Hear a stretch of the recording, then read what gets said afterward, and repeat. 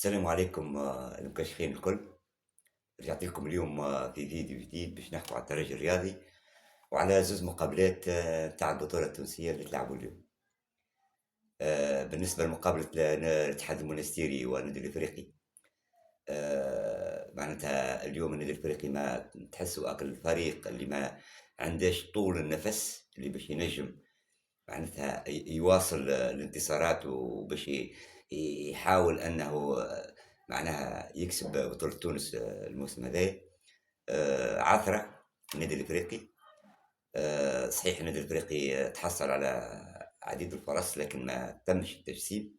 التاريخ يسجل النتيجة الحاصلة فوق الميدان وليس الفرص.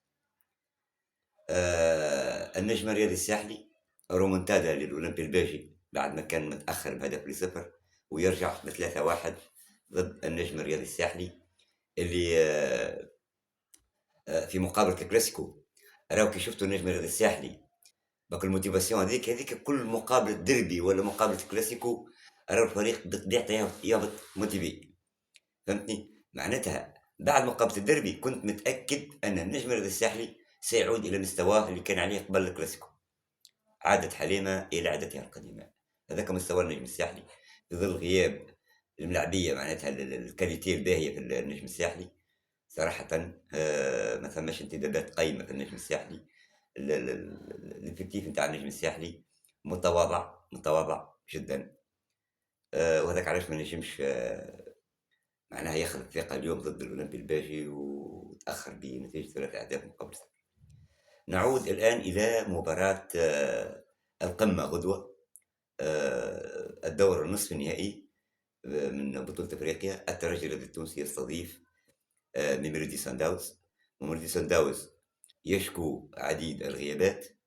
بيتر شالوري المهاجم راس الحربة متاعهم اللي ماركان في السابق، معناها شالولي هذه ماركة الترجي عم ناول. وعندهم زاد نونو سانتوس وسط الميدان والقلب النابض نتاع ميميلودي سان داونز، وتقريبا الكل تتعدى من نونو سانتوس. واحسن ظهير ايسر في جنوب افريقيا لاعب المنتخب الجنوب افريقي، ظهير الايسر موديبا عنده ورقه حمراء تحصل عليها ضد في مقاولة الملعب المالي. وتقريبا هم راهم تقريبا 7 ملاعبيه من فريق سان داونز يلعبوا في المنتخب الجنوب افريقي.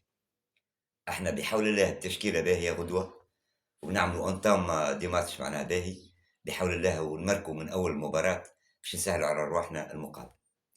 التشكيله عندنا بشير بن سعيد في حراسة المرمى، على اليمين كيتا وعلى اليسار بن حميدة، قلب الدفاع جلاسي وتوغاي، في الوسط اوغبيلو وعبد الرحمن كوناتي وحسام تقا، على اليمين ينساس وعلى اليسار جاك ديارا او بوعلي، وطبعا راس الحربة بتاعنا المتألق دانو. وان شاء الله كما المقابلة على ضد الاهلي ان شاء الله غدوة يسجل دانو، وان شاء الله مربوحة للترجي وبحول الله الترجي في النهائي. والسلام عليكم ورحمة الله وبركاته.